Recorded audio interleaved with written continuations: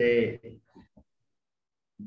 काम हो रहा है और बड़ा ही सफलता से हो रहा है। इसके लिए हम लोग इनका आभारी हैं। और आज का विषय, जैसा कि आप लोगों को पूर्व से ही ज्ञात है, शोध प्रबंधस्य रूपरेखायाः संक्षिप्तिकाः निर्माणे अवधेयांशाः। मीन्स आप शोध प्रबंध के लिए अर्थात थीसिस निर्माण के लिए जो जो आवश्यकताएं हैं उसकी कैसे परिपूर्ति हो, यह विचारणीय है। क्या आप लोग मुझे सुन पा रहे हैं? हाँ, ठीक से आवाज आ रही है। ओके, कंटिन्यू रखें। मैं आप लोगों से क्षमा चाहूंगा कि मैं अपनी बात संस्कृत भाषा में नहीं रख सकता हूं। या तो मैं अंग्रेजी में रख सकता हूं या हिंदी में रख सकता हूं। तो शायद हिंदी में रखूं तो वह सुबोध होगा सबों के लिए। इसलिए मैं इजाजत चाहूंगा कि मैं अपनी बात हिंदी में ही रखूं। जैसा आप लोग जानते हैं, शोध प्रबंध अपने आप में एक बहुत कठिन काम है। लेकिन किसी भी कठिन काम को सिलसिलेवार रूप से, तरीके से, सलीके से अगर किया जाए तो वह निश्चित रूप से मील का पत्थर साबित होता है और वह समाज के लिए, राज्य के लिए, देश के लिए और विश्व के लिए एक कल्याणकारी रास्ता तैयार करता है। अन्वेषण कहें या शोध कहें, गवेषणा कहें, रिसर्च कहें, ये सारे इसके पर्याय शब्द हैं। मैं यह बताना चाहूंगा कि आप लोगों को भी ऐसा लगता होगा कि यह बहुत ही कठिन काम है, यह हमसे ना हो पाएगा। मैं थोड़ा सा अपना अनुभव आप लोगों के साथ शेयर करना चाहूंगा, जिससे कि आप लोग के साथ जो समस्याएं उत्पन्न हो रही होगी वैसी ही समस्या मेरे साथ उत्पन्न हुआ था। मैं पीएचडी करने के ख्याल से अपने गाइड के पास प्रथम गया। मैंने कहा कि सर, मुझे पीएचडी करनी है, आप कैसे होगा? तो वह मेरा ध्येय यह था कि कोई मुझे मेरे थीसिस को लिख दे। मैं यह कहना चाह रहा था लेकिन मैं स्पष्ट नहीं कह पा रहा। लेकिन मेरे गाइड ने इस बात को परख लिया और उन्होंने कहा कि देखिए, थीसिस दो तरीके से तैयार होता है। एक, कोई दूसरा तैयार करते हैं, और एक जो रिसर्च स्कॉलर खुद तैयार करता है। उन्होंने कहा कि मैं थीसिस लिखने का काम नहीं करता। मैंने कहा कि सर, ये कैसे हो पाएगा मुझसे? हाँ, मैं आपको गाइड कर सकता हूं। तो मैंने कहा कि सर, मुझसे कैसे हो पाएगा? उन्होंने कहा कि हर कोई के जेहन में पहली बार यही बात आती है कि ये मुझसे नहीं हो पाएगा, लेकिन ऐसा नहीं है। उन्होंने कहा कि मैं भी पहली बार ऐसा ही सोचा था लेकिन आज मैं आपके सामने 125 रिसर्च स्कॉलर्स को का गाइड रह चुका हूं। आप भी कर सकते हैं। आप पीजी किए हैं? मैंने कहा जी। आपने नेट किया है? मैंने कहा जी। इसका मतलब है कि आप में जानकारी है, सिर्फ उस जानकारी को एक मूर्त रूप देना है और आपको कोई दिक्कत नहीं होगी। ये पुस्तक लें, इस पुस्तक को आप पढ़ें। ऐसी ही समस्या आप लोगों के साथ अभी है। मैं जैसा समझ रहा हूं कि मैं थीसिस कैसे लिखूंगा, ये मुझसे नहीं हो पाएगा, लेकिन यह सच्चाई नहीं है। आप लिख सकते हैं। आप यह जाने कि थीसिस लिखा कैसे जाता है। अगर आप इस चीज को ध्यान में रखेंगे तो आपका थीसिस निश्चित रूप से तैयार होगा और वह बहुत ही बेहतरीन होगा। कहा जाता है कि लोग घर बनाने के लिए एक रोड मैप तैयार करते हैं, एक फाउंडेशन देते हैं। उसी तरह से आप भी यह समझें कि एक थीसिस लिखना या तैयार करना वह गृह निर्माण के तरह ही है। पहले आप इसके लिए दिमाग में सेट कर लें कि मुझे थीसिस तैयार करनी है और वह कैसे होगा। उसी के लिए हम लोग ये जितने भी हमारे आपको रिसोर्स पर्सन, संसाधन पुरुष आए हैं, वे यही बताने के लिए आए हैं कि आप तैयार कैसे करेंगे। इसके लिए कुछ महत्वपूर्ण बातें हैं।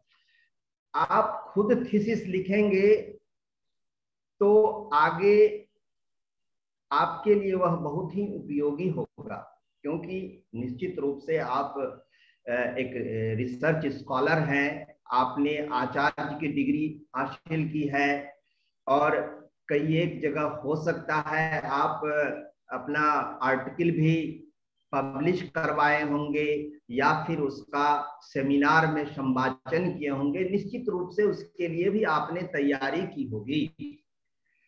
तो सबसे पहली बात है कि अगर आप खुद तैयार करेंगे तो आने वाले समय में जब भी आप कोई इंटरव्यू फेस करेंगे तो आपसे सवाल पूछा जाएगा आपके थीसिस से। उस समय जब आप खुद तैयार किए रहेंगे तो आपको जवाब देने में कोई परेशानी नहीं। आप बखूबी जवाब देंगे और वह आपके चयन के लिए बहुत बड़ा उपयोगी होगा। इसमें कुछ बातें हैं जिसे हमें ध्यान रखना है कि हम जो थीसिस तैयार करेंगे इसमें क्या चीज होना चाहिए प्राथमिकता। इन सब चीजों का हम ध्यान रखेंगे तो हम एक बढ़िया थीसिस लिख सकेंगे, एक बढ़िया शोध प्रबंध लिख सकेंगे। सबसे पहली बात है, आप लोग ध्यान दें, रुचि हो प्राथमिकता। आपका इंटरेस्ट किस में है? जिस विषय में आपका इंटरेस्ट है उसकी ओर आप अगर मेहनत करेंगे तो वह बहुत ही बढ़िया से आप रिसर्च पेपर तैयार कर पाएंगे। तो पहली बात है कि आपका इंटरेस्ट किस में है। आपका साहित्य में है, दर्शन में है, व्याकरण में है, ज्योतिष में है, वेद में है, पुराण में है, या जिस किसी में भी आपकी अभिरुचि है, आप पहले उसको तय करें। क्योंकि जब आप उसमें मेहनत करेंगे तो जब आपका इंटरेस्ट रहेगा तो वह बड़े दिल से आप मेहनत करेंगे। अगर थोपा गया रहेगा, किसी गाइड ने कह दिया कि आप सर्च करो, यह सही नहीं है। आप खुद इस चीज को तय करें कि किसमें मेरी अभिरुचि है। ये होनी चाहिए कि आपका इंटरेस्ट किस में है। वह अगर आप अपने इंटरेस्ट के हिसाब से रिसर्च करने का सोचेंगे तो वह अच्छा होगा। दूसरी बात है क्षमता और मनोवृत्ति। आपकी क्षमता क्या है? इसका कहने का मतलब यह है कि आपकी जानकारी कितनी गहरी है, इस पर भी आप यह निर्णय करेंगे कि हम रिसर्च किस पर करें। कहने का सेंस यह है कि इतनी गूढ़ टॉपिक को आप चुन लिए जिसमें कि मेहनत करना बहुत कठिन है, तो यह इस चीज को भी आप ध्यान में रखेंगे कि हम कितनी जानकारी रखते हैं अथवा कितनी जानकारी के साथ हम इस विषय को चुनेंगे तो उसमें हम बढ़िया पेपर तैयार कर पाए। यह है। उसके बाद आता है कि आपके जो प्रीवियस नॉलेज है, मतलब पूर्व ज्ञान है, उस पर भी ध्यान रखना है, जो इससे मिलता जुलता है आपकी क्षमता से या आपकी मनोवृत्ति से। वह अगर आप उनसे आकलन करेंगे या खुद आकलन नहीं कर पाएंगे, इसी के लिए एक रिसर्च गाइड होता है। गाइड से आप सलाह लेंगे कि सर इस स्थिति में मैं क्या करूं, तो निश्चित रूप से आपके गाइड आपको सही सलाह देंगे और वैसी स्थिति में आप एक अच्छा रिसर्च पेपर तैयार कर पाएंगे। इसके बाद है कि क्षेत्र का भी ध्यान रखना चाहिए। हम किस क्षेत्र को चुने, कहने का मतलब है कि साहित्य में ही है तो साहित्य में भी बहुत विधाएं हैं, नाटक है, कहानियां हैं, उसके बाद आपको बहुतेरे लेखक हैं, उनके ग्रंथ हैं। इन सबों में आपको यह देखना है कि कौन सा ग्रंथ हम, किस ग्रंथ पर हम लिखें, किस चीज को चुने जिससे कि आपका इंटरेस्ट पहला रहेगा कि नहीं हमको नाटक में ज्यादा अभिरुचि है, नाटक को चुनिए। आपको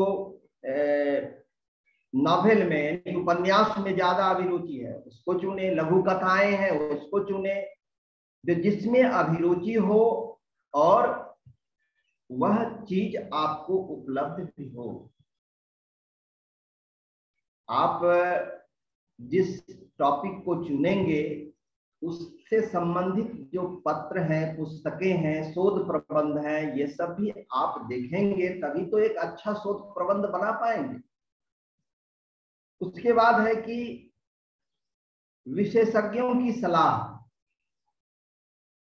आपके जो विशेषज्ञ होंगे वह आपको सलाह देंगे, तो वह विशेषज्ञ उस विषय के उपलब्ध रहेंगे, तभी तो आपके संपर्क में उस विषय के अगर विशेषज्ञ उपलब्ध रहेंगे तभी तो आपको एक गाइड दे पाएंगे।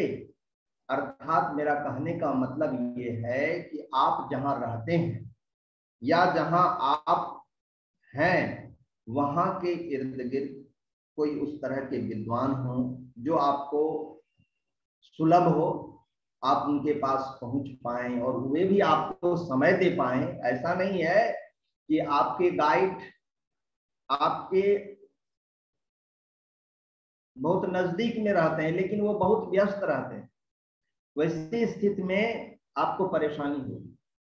इसलिए विशेषज्ञ भी आपको सलाह देंगे, वैसे विशेषज्ञ भी आपको उपलब्ध हो जिससे कि आपको वह सही समय पर मार्गदर्शन दें।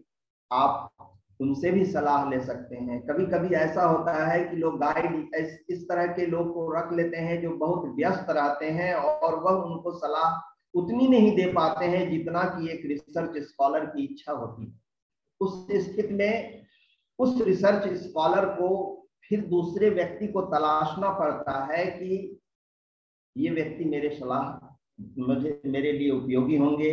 वे उसके पास जाते हैं, भले ही वह उसके रिसर्च गाइड ना हो, फिर भी वह उनको रास्ता दिखलाते हैं और बताते हैं कि आप ऐसा करें, आप ऐसा करें। मेरे साथ भी ऐसा हुआ है कि आप जिसको गाइड रखेंगे वह आपके बहुत नजदीक हों, या उनको समय जब रहेगा आपको नहीं रहेगा, आपको जब समय रहेगा तो उनको नहीं रहेगा, इस तरह की भी परेशानियां होती हैं।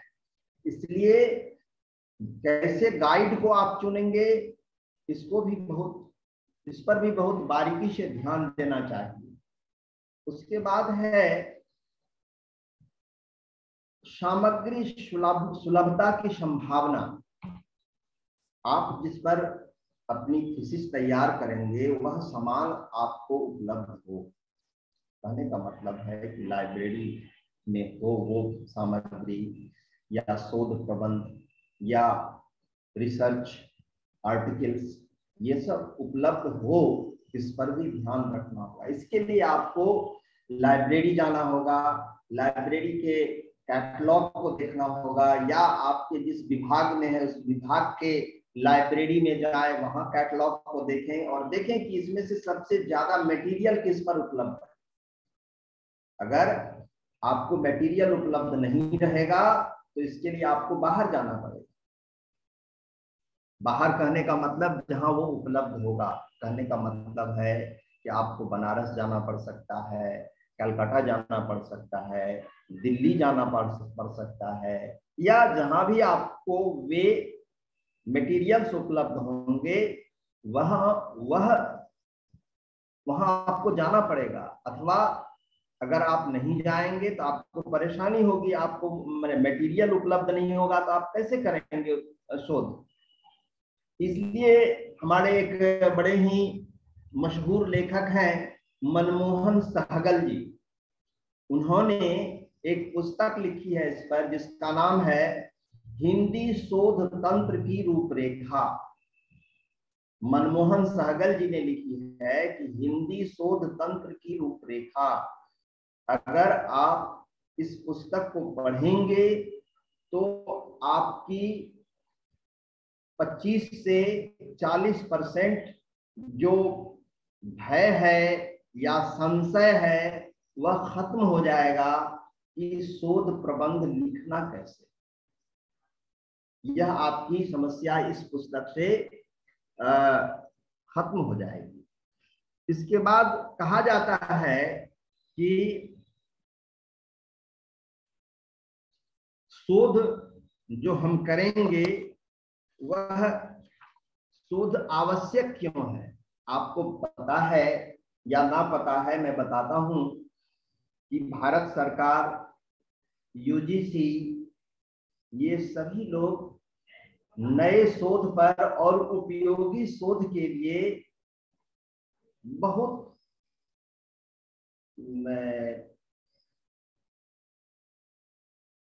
उत्साहित है या चाहता है कि नए नए शोध आए और क्वालिटी हो शोध का। तो कहा जाता है शोध कैसा हो, उसके संबंध में कहा जाता है कि शोध मानव ज्ञान को दिशा प्रदान करता है तथा ज्ञान भंडार को विकसित एवं परिमार्जित करता है। यानी शोध मानव विज्ञान की दिशा तय करता है, अर्थात एक रास्ता देता है कि ऐसा अगर हम करेंगे तो ये संभावनाएं बनती है और उससे मानव कल्याण होता है। और बहुत बातें आप अपनी जानकारी के हिसाब से उसमें पिरोते हैं, उसमें रखते हैं, एक नई बात निकल कर आती है जिसके लिए समाज को, देश को एक दिशा देता है। शोध इसलिए आवश्यक है। दूसरा है शोध से व्यवहारिक समस्याओं का समाधान होता है। अगर आप शोध करेंगे तो बहुत ऐसी समस्याएं हैं समाज की जिससे वह समस्याओं का समाधान होता है। शोध से व्यक्तित्व का बौद्धिक विकास होता है। निश्चित रूप से आप अगर शोध करेंगे, खुद करेंगे, तो आपकी जो बौद्धिक स्थिति है वह बहुत विकसित हो जाएगा और आपका एक अलग व्यक्तित्व बनेगा। समाज में, परिवार में जिस भी संस्थान में आप जाएंगे आपकी एक अलग पर्सनालिटी होगी। तो निश्चित रूप से शोध करने के बाद आपका बौद्धिक विकास होगा, आपके व्यक्तित्व में विकास होगा, पर्सनालिटी डेवलप करेगा। आप एक अलग, जिसको कहते हैं कि अच्छी सोच के साथ आप कहीं भी रहेंगे। उसके बाद कहता है शोध जिज्ञासा मूल प्रवृत्ति को पुष्ट करता है। शोध से बहुत ऐसी चीजें, बातें हैं जो समाज में विद्वानों के बीच एक जिज्ञासा रहती है कि यह ऐसा लिखा है, इसका क्या उपादेयता है, इसका क्या परिणाम होगा। ये चीज भी हमारा शोध इस चीज को बताता है। तो शोध ज्ञान क्षेत्र की किसी समस्या को सुलझाने की प्रेरणा देता है। हम अगर शोध तैयार करते हैं, रिसर्च करते हैं, तो वह एक रास्ता बताता है कि कैसे इन समस्याओं का समाधान हो। और आप जो भी शोध करते हैं वह प्रासंगिक तथ्यों का संकलन करते हैं। जो जैसा टॉपिक आप चुनते हैं उसके हिसाब से जो रेलिवेंट चीज है, यानी उससे मिलता जुलता और उपयोगी चीज है, कई एक संदर्भ ग्रंथ को आप देखते हैं, कई एक मूल ग्रंथ को देखते हैं, कई एक आप रिसर्च आर्टिकल को देखते हैं, तब उन सबों को आप अपने शोध में लाते हैं। और कहा जाता है कि शोध विवेकपूर्ण विश्लेषण और अध्ययन है। निश्चित रूप से हम बहुत क्रिटिकली कई एक लोगों की बातों को पढ़ते हैं, उनके ज्ञान को पढ़ते हैं और फिर उसका हम अध्ययन करते हैं और उन सारे चीजों को पढ़कर फिर अपनी बात रखते हैं कि इन्होंने ऐसी बात कही है, लेकिन मेरे हिसाब से ये होनी चाहिए। दूसरी बात है कि आप जब शोध प्रबंध के शीर्षक का चयन करते हैं तो उसमें इस चीज का भी ध्यान रखना पड़ता है कि इससे पहले यह शोध नहीं हुआ। बज़ाब्ते आपके गाइड को आपको एक सर्टिफिकेट देना पड़ता है कि यह शोध प्रबंध मेरी जानकारी में नहीं हुआ है, यह पहला शोध प्रबंध है इस विषय पर जो सबों के लिए उपयोगी है। तो इस चीज को भी ध्यान रखना है शोध के शीर्षक को चयन में कि यह कहीं दोहराई नहीं गई है, यह इकलौता है। ऐसा लोग लिखते भी हैं और उसमें ऐसी बात होनी भी चाहिए। अब कहे कि जो आप सिनॉप्सिस तैयार करेंगे वह कैसे करेंगे। पहले तो आप अपनी अभिरुचि के हिसाब से विषय चुनने के बाद आप उस अपने गाइड बात करेंगे कि सर इसमें से कौन सी ऐसी शीर्षक होगी जिस पर कि रिसर्च नहीं हुआ, वह आपको सहयोग करेंगे। इसमें रिसर्च नहीं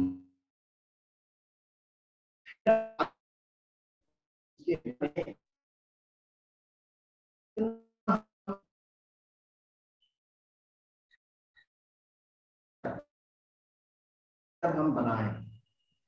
सामान्यतया 5 से 7 चैप्टर को अच्छा माना जाता है। 5 चैप्टर से 7 चैप्टर आप अगर बनाते हैं तो वह शोध प्रबंध की दृष्टि से आदर्श माना जाता है। और उसमें यह भी ध्यान रखा जाता है तो 5 से 7 चैप्टर जब बनाएंगे तो उसमें आपको ध्यान रखना है, क्योंकि आपको सिनॉप्सिस तैयार करना है। तो सिनॉप्सिस तैयार करेंगे तो उसमें जो चैप्टर आप अपने आने वाले शोध प्रबंध में रखेंगे उसी चैप्टर को इसमें रखना पड़ता है। और यह एक समझिए सारांश हुआ आपका शोध प्रबंध का। सिनॉप्सिस एक सारांश, और यह सारांश आप इसमें डालेंगे। और इसके बाद आप जहां आपने एक चैप्टर को 100 शब्दों में लिखा है उसे आप 50 से 60 पेज में लिखेंगे। तो इसलिए इतना गहन अध्ययन करके उस सिनॉप्सिस को तैयार करना है। इस पर भी आपके जो गाइड होंगे वह आपको रास्ता बतलाएंगे। जब सभी चैप्टर तैयार हो जाता है, इसमें प्रायः पहला चैप्टर और अंतिम चैप्टर, पहला में इंट्रोडक्शन होता है और अंतिम में निर्णय होता है, और बाकी जो चैप्टर्स होते हैं उसमें हम अपने शोध प्रबंध की संपूर्ण बात को, विभिन्न स्रोतों से प्राप्त बातों को और अपनी बातों को रखते हैं। तो ये सारी बातें हैं जो सिनॉप्सिस तैयार करने में आपको सहयोग मिलता है। इसलिए सिनॉप्सिस बड़ा तैयार करने से पहले आप संपूर्ण बातों पर विस्तृत रूप से सोच लेंगे तो आगे आपको समस्या नहीं आए, क्योंकि वही आपका आधार होता है आपके थीसिस का। उसी के आधार पर आप आगे पूरी व्याख्या करते हैं। कहा जाता है कि शोध प्रबंध का शीर्षक ऐसा चुनना चाहिए जिस पर कि मटेरियल आपको उपलब्ध हो। तो इसमें क्या क्या मटेरियल हो सकता है आप लोग लिख सकते हैं, अथवा ध्यान से इसे श्रवण करेंगे तो आपके जहन में ये बात रहेगी। इसमें हम जो चयन करते हैं वह पहला है पाठ्य पुस्तक और अन्य ग्रंथ। आप जब भी पढ़े हैं या कोई भी क्लास की किताबें हैं, वह आवश्यक नहीं है कि वह आपके साहित्य में अगर कर रहे हैं तो साहित्य की ही पुस्तक हो, वह दर्शन की भी पुस्तक हो सकती है, वह व्याकरण का भी पुस्तक हो सकता है, वह ज्योतिष का भी पुस्तक हो सकता है, और अंग्रेजी का भी पुस्तक हो सकता है। अर्थात आप किसी भी पाठ्य पुस्तक को जो तथ्य परक लगे कि यहाँ इस चीज को हम उद्धृत कर सकते हैं तो उसको आप वहां ला सकते हैं, किसी भी पाठ्य पुस्तक को। इसके बाद है शोध पत्र। शोध पत्र मीन्स हुआ research article. Research article means जितने भी आर्टिकल्स हैं जो आपके लाइब्रेरी में होंगे, जर्नल्स में छपे होंगे या वेब पर है, उससे भी आप मटेरियल ले सकते हैं जिसे कि आप अपने शोध ग्रंथ में, शोध पत्र में, शोध ग्रंथ में आप ला सकते हैं। इसके बाद है सम्मेलन। सम्मेलन में हुआ कॉन्फ्रेंस या सेमिनार में पढ़े गए आलेख। सेमिनार होता है, कॉन्फ्रेंस होता है, ये सब आप लोगों को पता है। उसमें भी जो भी रिसर्च पेपर पढ़े गए हैं, उस रिसर्च पेपर को, क्योंकि उसमें टॉपिक होता है, जो रिसर्च स्कॉलर उस आर्टिकल को लिखे होते हैं उनका नाम होता है, कब वह सेमिनार हुआ है वह लिखा होता है, ये सारे चीज को आप उससे ले सकते हैं। अर्थात सेमिनार में या कॉन्फ्रेंस में जो पढ़े गए पेपर हैं जो कि आपके शीर्षक से मेल खाता है या जो आपके शीर्षक के चैप्टर्स हैं उससे वह मेल खाता है, उसे आप उद्धृत कर सकते हैं। उसके बाद है शोध प्रबंध मीन्स थीसिस। आपसे पहले भी लोगों ने जो थीसिस लिखा है, हो सकता है कि आप जिस बात को लिख रहे हैं उससे पहले लोगों ने लिखा है और आप उससे अलग इतर कुछ अलग टॉपिक पर लिख रहे हैं जो उससे मेल खाता है, या उनकी बात को आप अपनी व्याख्या में क्रॉस।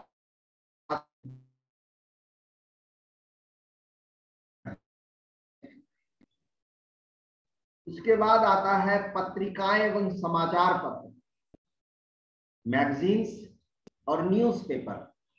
इसे भी आप इसमें आप उद्धृत कर सकते हैं, और करना ही पड़ता है इस तरह की बातों को। अपनी बात रखने के लिए किसी की बातों को रखेंगे तभी ना अपनी बात भी रखेंगे। इसके बाद है आज के डेट में इंटरनेट बड़ा ही सुलभ प्लेटफॉर्म तैयार करता है। इंटरनेट में प्रायः आपको सभी चीज मिलेंगे, लेकिन बहुत महत्वपूर्ण चीजें मिलेंगे, लेकिन सभी नहीं मिलेंगे। वह आपको लाइब्रेरी में ही मिलेंगे, या फिर जहां कहीं भी उस पर रिसर्च हुआ है वहां मिलेंगे, आपके गाइड के पास मिलेंगे। ये इंटरनेट से भी बातों को उद्धृत आप कर सकते हैं, और जहां से आप लेंगे उसका लिंक लिखेंगे, उसका वेबसाइट लिखेंगे, कहाँ है वह, इस चीज को लिखना होगा। इसीलिए कि जब आपको पता होना चाहिए कि आपका जो रिसर्च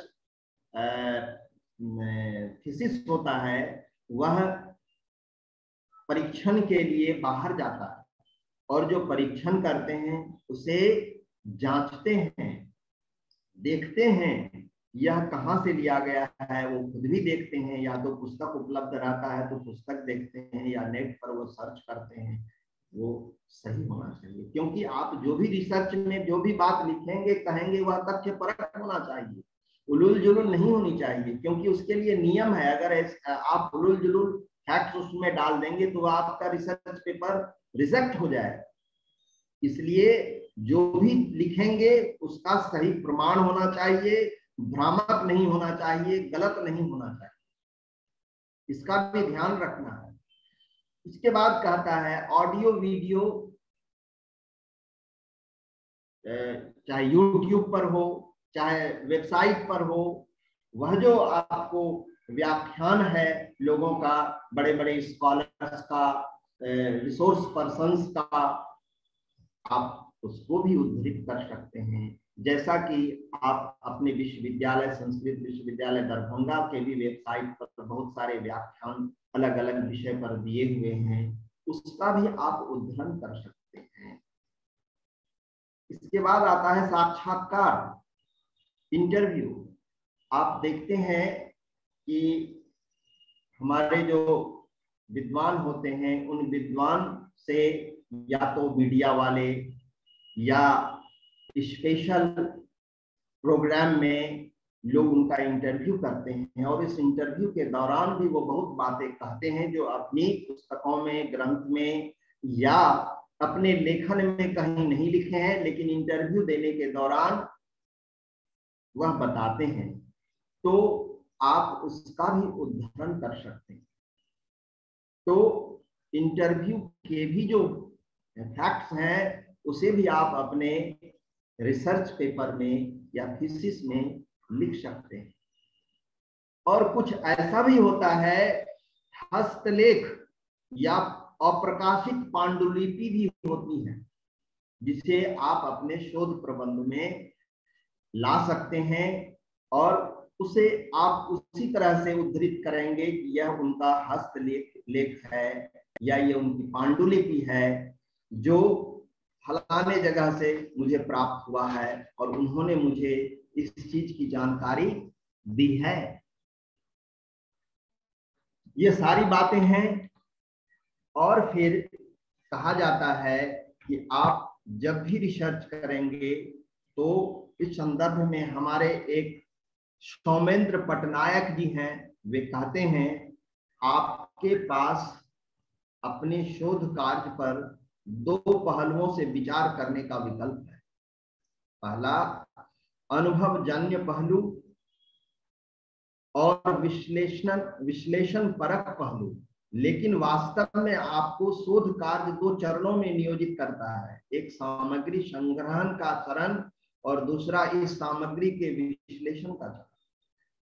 आप थीसिस का सिनॉप्सिस तैयार करने से पहले आप पहले जितना मटेरियल है वह कलेक्ट कर लें, क्योंकि वह बहुत महत्वपूर्ण होता है। अगर आपके पास मटेरियल नहीं होगा, आपने ऐसा चैप्टर रख लिया जो बाद में आपके पास मटेरियल नहीं मिलेगा, तो बाद में आप समय थीसिस जमा नहीं कर पाएंगे, आपको परेशानी होगी। मैं अपनी बात बताता हूं, जब मैं रिसर्च का टॉपिक चुना अपनी इंटरेस्ट के हिसाब से, तो मेरे गाइड ने कहा कि आप इन मटेरियल को कलेक्ट करें। मैंने पूछा सर स्वाभाविक है, ये मिलेगा कहाँ? उन्होंने कहा कि आप जेएनयू चले जाइए, जेएनयू के लाइब्रेरी में चले जाएंगे और आप वहां जब जाएंगे तो आपके टॉपिक से रिलेटेड जो भी आपको मिलेगा उसे आप वहां कलेक्ट करेंगे। तो मैंने कहा सर वो तो मैं वहां का स्टूडेंट हूं नहीं, तो वो मुझे देंगे कैसे? तो उन्होंने मुझे एक आई कार्ड बना के दिया अपने विभाग से कि मिस्टर झा इज रिसर्च, मेरा नाम लिख के कि एक रिसर्च स्कॉलर हैं और ये यहाँ नामांकित हैं, इन्हें रिसर्च के लिए संबद्ध व्यक्ति सहयोग करेंगे। मैं खुद गया जब जेएनयू, मैं बताऊं आपको अनुभव, जितने भी वहां के स्टूडेंट्स थे वे क्यू में थे, मैंने पंक्ति में थे। मैं सिर्फ उनसे यह पूछने गया था कि सर ये मेरा आई कार्ड है, मुझे सहयोग चाहिए। उन्होंने उन दोस्तों को कहा कि भाई आप लोग 5 मिनट रुक जाओ, ये बिहार से आए हुए हैं और फलाने यूनिवर्सिटी से आए हैं, मुझे इनका सहयोग पहले करना है, ये अभी गेस्ट हैं। उन्होंने मुझे बगल में बिठाया और फिर एक स्टाफ को बुलाया और कहा कि आप इन्हें लाइब्रेरी ले जाओ और फलाना जगह फलाना अलमीरा खोल देना, सर देखेंगे, इनकी आवश्यकता जो होगी ये यहाँ आकर पढ़ेंगे या फिर इनकी जो जैसी नीड होगी आप इनका सहयोग करो। वो मैंने तुरंत उसके स्टाफ के साथ मैं गया लाइब्रेरी में, और मुझे इम्पोर्टेंट रिसर्च थीसिस लगा, ये थीसिस मेरे लिए उपयोगी है। मैं उसे बैठकर पढ़ा, उसमें चैप्टर्स देखा, उसमें मटेरियल्स देखा। फिर मैंने कहा कि मुझे इतने पेज का जेरोक्स चाहिए था। मैंने कहा कि ठीक है मिल जाएगा आपको, और आप देख लें दूसरा कोई है। मैंने कहा नहीं सर मुझे इतना ही दे दिया जाए आज, फिर मैं कल आता हूँ। और मैं लगभग मुझे याद है 33 पेज थे वो, उन्होंने 33 पेज का मुझे जेरोक्स कराकर उसी स्टाफ के माध्यम से दिया। और मैंने कहा कि सर इसका जो वाजिब बनता है वो आप ले लें। उन्होंने कहा नहीं थैंक्स फॉर दैट, ये मेरे लिए सौभाग्य है कि आप हमारे विश्वविद्यालय आए हैं और मैं आपकी सहायता कर पा रहा हूँ आपके थीसिस। इतने कोऑपरेटिव लोग होते हैं, मैं आपको नहीं कह सकता हूँ। उसी तरह से आपकी जितनी भी संशय है या आपको डर है कि मैं कैसे थीसिस तैयार करूंगा, आप एक कदम बढ़ाकर तो देखिए, आपको 4 कदम साथ लेकर चलने के लिए लोग तैयार हैं, सहयोग करने के लिए लोग तैयार हैं। आप केवल अपनी इच्छा को जगाएं, आपकी जितनी भी समस्याएं हैं वो खुद ब खुद देखेंगे कि वह सॉल्व होने लगा है। इसलिए सहयोग करने के लिए लोग तैयार रहते हैं, बशर्ते कि हम उसके सहयोग लेने के लिए तैयार तत्पर हों। इसलिए जब भी आप करेंगे प्रयास, तो आपका जो है वह थीसिस बड़ा ही उपयोगी होगा। और कहा जाता है कि थीसिस लिखने के दौरान यह इस चीज का भी ध्यान रखना चाहिए कि कोई चैप्टर का पेज बहुत ज्यादा हो जाए और किसी का कम हो, अर्थात किसी का 120 पेज हो गया चैप्टर का मटेरियल और किसी में 20 पेज हुआ, या 24 पेज हुआ, ऐसा नहीं होना चाहिए। एक बैलेंस्ड चैप्टर का जो भी हो वो बैलेंस्ड होना चाहिए। ऐसे कहा जाता है कि 200 से 300 के बीच पेज जो होते हैं वह एक आइडियल रिसर्च पेपर माना जाता है, रिसर्च यानी थीसिस माना जाता है। 200 से 300 पेज का, कम हो तो 250 से कम नहीं हो सकता। 250 पेज से अगर आपकी थीसिस कम है तो वह सही नहीं माना जाता है। और ऐसे थीसिस तो 10-10 हजार पेज के भी होते हैं, तो वो उबाऊ होता है परीक्षण करने वाले के लिए। लेकिन प्रयास करना चाहिए कि 5 से 7 चैप्टर आप बनाएं और सभी चैप्टर बैलेंस्ड हो। हाँ, ये सही है कि कंक्लूजन में आप बहुत बात नहीं लिख सकते हैं। कितनी बात लिखेंगे, जो पहले ही लिख चुके हैं उसको फिर आप कंक्लूजन में लाएंगे, तो कंक्लूजन चैप्टर थोड़ा कम होता। इसके बाद है कि आप अंत में जब हम थीसिस लिख लेते हैं तो अंत में हम संदर्भ ग्रंथों का विवरण करते हैं, जिसको बिब्लियोग्राफी कहते हैं। उसे भी हमें तैयार करनी चाहिए बड़े ही बारीकी से। इसके लिए मैं बताऊं कुछ और बातों को, जैसे कि पहले चलता था फुट नोट्स। आप लोगों ने देखा होगा, अगर किसी के रिसर्च को या किसी के शोध प्रबंध को, फुट नोट्स चलता था। फुट नोट्स मीन्स आप जहां में 1 पेज में या 2 पेज में जहां किसी का उद्धरण किए तो वहां आप एक लिख दिए और नीचे एक लाइन लिख करके एक वो कहां से लिया गया है, किसने लिखा है, उसका कौन पब्लिकेशन है, वह लिख देते। ये ओल्ड फैशन है, ये खत्म हो गया, जिसको फुट नोट बोलते थे। प्रत्येक पेज में नीचे लोग लिखते थे। हो सकता है आप लोग उस तरह के शोध ग्रंथ नहीं भी देखे होंगे, क्योंकि ये पुरानी परंपरा। मेरे ख्याल से ये 90 के दशक के बाद, यानी 1990 के बाद आ गया end note. End note means एक चैप्टर के बाद जितनी भी बात हम लिखे हैं, 1 2 3 4 5 6 7 8 10 40 45 तक, जितने भी मैंने वहां सिर्फ 1 2 3 कर दिया है इन्वर्टेड कोमा देकर, और अंत में चैप्टर के अंत में उस सब का व्याख्या करते हैं। यह जो 1 नंबर में है, इसको ने लिखा है, इसका टॉपिक ये है, यह ग्रंथ ये है, यह प्रकाशक ये है, प्रकाशन वर्ष ये है, और इसका पेज इतना है। इसको बोलते हैं इंड नोट्स, चैप्टर के अंत में डालना। अब 2008 के बाद एमएलए स्टाइल आ गया है। एमएलए स्टाइल ये क्या हुआ, जिसका फुल फॉर्म होता है modern language association. Modern language association 2008 में एक नई प्रोसेस इजाद किया। इसमें जो है वह आपको, जैसे लिखते हैं हम 1 2 3 एंड नोट्स करके लिखते थे, अब एंड नोट्स को भी खत्म कर दिया। होता क्या है कि जब हम एंड नोट्स वाली बात लिखते थे तो जिसकी बात को हमने उद्धृत किया, फिर वहां एक जो लिखा तो उससे डिस्टर्ब होता है, जो रिसर्च को पढ़ने वाले लोग होते हैं उसको डिस्टर्ब क्या होता है, वो एक को आगे नहीं पढ़ के फिर वो एक को पहले देखते हैं कि ये कहां से लिया गया है, इसको लिखा किसने है। ऐसा अब नहीं है। अब उसका नया रूप क्या आ गया है, जो वो एमएलए स्टाइल में बता रहा हूं। आप शायद अब देखेंगे तो लोग आप देंगे अपने आर्टिकल को पब्लिकेशन में, तो पब्लिशर आपको कहेंगे कि नहीं, आप ये एमएलए स्टाइल में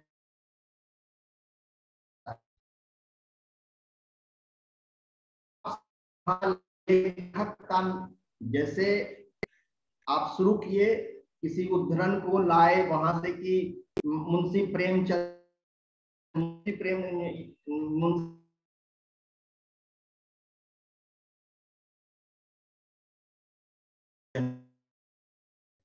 इन्वर्टेड कोमा में लिया। आप सिर्फ प्रेमचंद लिखेंगे और वहां पेज लिख देंगे जिस पुस्तक से वह लिया गया है। और आप उधर जाकर यानी जहां एंड नोट लिखते हैं वहां अल्फाबेटिकली मीन्स अ आ ई क ये सब तरह से उसको जो सबसे पहले पुस्तक आता है अल्फाबेट में उसको लिखते हैं, उसकी लेखक को का नाम लिखते हैं। फिर लेखक के अगर एक ग्रंथ को आपने लिया है तो उसको आप लिखें, दूसरे ग्रंथ को लिया है तो उसको आप लिखें, वह भी अल्फाबेटिकली लिखें। और जितने भी लेखक हैं उसमें भी अब यह है कि जैसे यदुवीर शास्त्री जी हैं, यदुवीर शास्त्री जी ने किसी पुस्तक को लिखा है तो आप पहले उनका नाम नहीं लिखेंगे, उनका जो शास्त्री है टाइटिल उस चीज को आप पहले लिखेंगे, Shastri comma Yaduveer full stop, और फिर उनका जो ग्रंथ है उसे आप लिखें।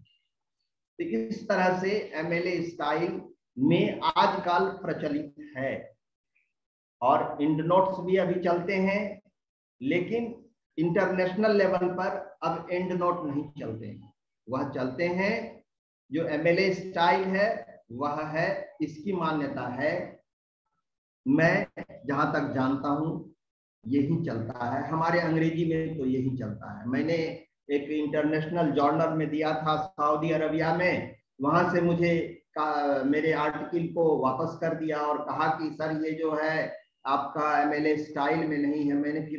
मैं नई बात समझा अपने लिए कि ये तो एमएलए स्टाइल होता क्या है। फिर उन्होंने मुझे डिटेल भेजा और फिर मैं जब उसका अध्ययन किया तो समझ गया कि वो बात ये है, चीज तो वैसा ही है, केवल तरीका अलग। तो ये सब चीजें हैं। अब मैं थोड़ा सा आप लोगों का ध्यान प्लेगरिज्म की तरफ भी ले जाना चाहता हूं। आप लोग शायद जानते हैं या नहीं जानते हैं, या जानते हैं तो ठीक ही है, नहीं जानते हैं तो जान लें। आप लोग जब थीसिस जमा करते हैं या करेंगे, उसके बाद आपको अपने थीसिस को एक सीडी ड्राइव में या पेन ड्राइव में के साथ जमा करना पड़ता है, और उसका मुख्य उद्देश्य होता है कि आपने कहीं कहीं उसकी साहित्यिक चोरी तो नहीं की है, हूबहू कहीं से उसको उतार तो नहीं दिया है, लिख तो नहीं दिया है। और इसलिए वह क्या होता है कि उसका उस चोरी को देखा जाता है, उसका आधार है उसका। आपको बताऊं जो ऑनलाइन चेकर सब आ गया है, ऐप आ गया है, जिस ऐप का नाम है प्लेगरिज्म चेकर। प्लेगरिज्म चेकर आप शोध ग्रंथ की जो वो पेन ड्राइव को उसमें देंगे ना ऐप में, वह बता देगा कि इसमें कितना % चोरी किया हुआ है, 10% है कि 20% है कि 40% है या 60% है या उससे ज्यादा है या 33% है, ये सारा वो बता देता है ऐप, जिसका नाम है प्लेगरिज्म चेकर। और एक अमेरिका ने एक और ऐप बनाया है ऑक्सफोर्ड प्लेगरिज्म चेकर, उसमें वह दे देने से पता चल जाता है। तो आपको यह होता होगा कि भाई ये तो फिर हम लिखेंगे कैसे, ऐसा नहीं है।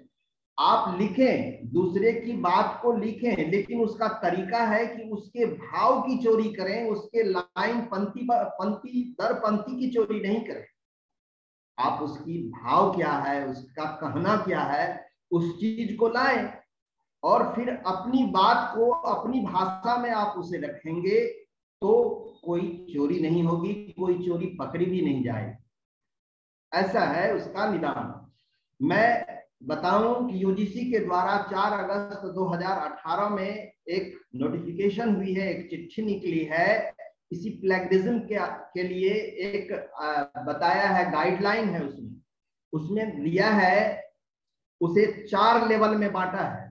लेवल 1 में है 10% तक अगर आप किसी ग्रंथ की चोरी करते हैं तो वह दंड नहीं, उसमें कोई दंड नहीं दिया जा सकता है। आप एक जो रजिस्टर्ड स्कॉलर है उसको कोई दंड नहीं दिया जा सकता है 10%। अगर आप दूसरा लेवल है 10% से लेकर 40% तक, अगर आपकी उस प्लेगरिज्म चेकर ने यह बता दिया कि इनका 11% चोरी है, इसमें प्लेगरिज्म है, या 22% है, या इस तरह से 40% तक अगर है, तो वैसा अगर उसमें पता चलता है तो आपको जो आपके विश्वविद्यालय प्रशासन है वह आपको कहेगा कि इसमें इतनी प्लेगरिज्म है या साहित्यिक चोरी है, आप इसे 6 महीने से फिर से सुधार करके दें, इसमें गड़बड़ी है। तो उस स्थिति में आपको फिर आपका रिसर्च पेपर वापस आ जाएगा, मिल जाएगा, और फिर सारे जितने भी डॉक्यूमेंट है वहां पर आप खुद भी उस ऐप में देखेंगे, जहां जहां वह है उसको फिर चेंज करना पड़ेगा, तो उससे भी बचना है।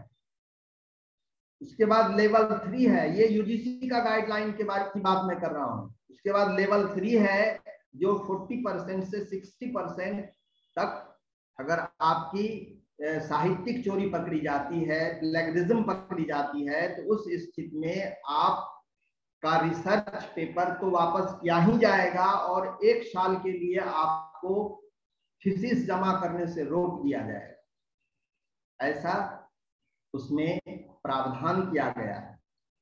और फिर चौथा है, 4th लेवल है मोर देन 60%।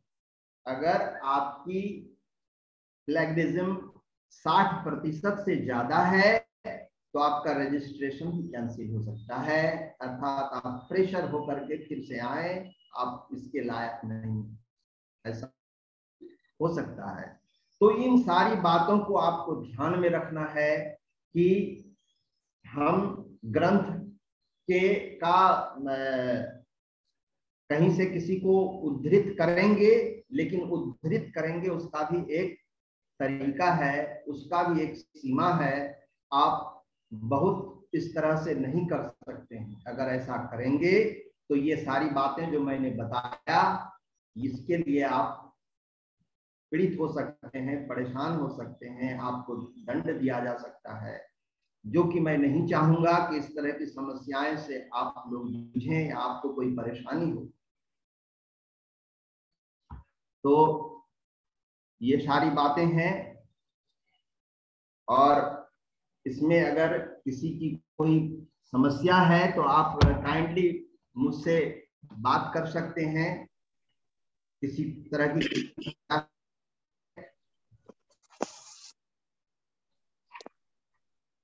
हरिओम। यदि किसी को कोई संदेह हो तो वो अपना हैंड रेस करेगा, हम उसे अनम्यूट कर देंगे, क्योंकि सभी को अगर अनम्यूट करेंगे तो फिर वो बहुत ध्वनि इको होने लगती है। जिसे अगर कोई संदेह हो हैंड रेस करें, मैं उसे अनम्यूट कर दूंगा। वैसे आचार्य जी ने पूरे विषय यहाँ पर रख दिए हैं। मुझे नहीं लगता है कि कोई विषय अछूता रह गया है। संक्षिप्तिका निर्माण से लेकर के समर्पण पर्यंत, और प्लेगरिज्म जो है साहित्यिक चोरी, उसके विषय पर भी आपने नजर डाली है। तो शोधार्थियों के लिए अत्यंत उपादेय विषयों का उपस्थापन आदरणीय डॉक्टर पवन कुमार झा जी के द्वारा किया गया है, और सभी शोधार्थी आपके व्याख्यान से अत्यंत लाभान्वित हुए हैं। वो मुझे व्यक्तिगत लिख करके भेज रहे हैं कि बहुत ही उत्कृष्ट व्याख्यान हुआ है आचार्य जी का। तो आचार्य जी का बहुत बहुत हम धन्यवाद समर्पित करते हैं। उन्होंने अपना अमूल्य समय दिया और आ करके उन्होंने अपना व्याख्यान दिया, और अपने व्याख्यान से हमारे शोधार्थियों को आप प्लावित किया है। तदर्थ हम उन्हें बहुत बहुत धन्यवाद समर्पित करते हैं, और आशा करते हैं कि इस व्याख्यान से आप सभी लाभान्वित हुए होंगे।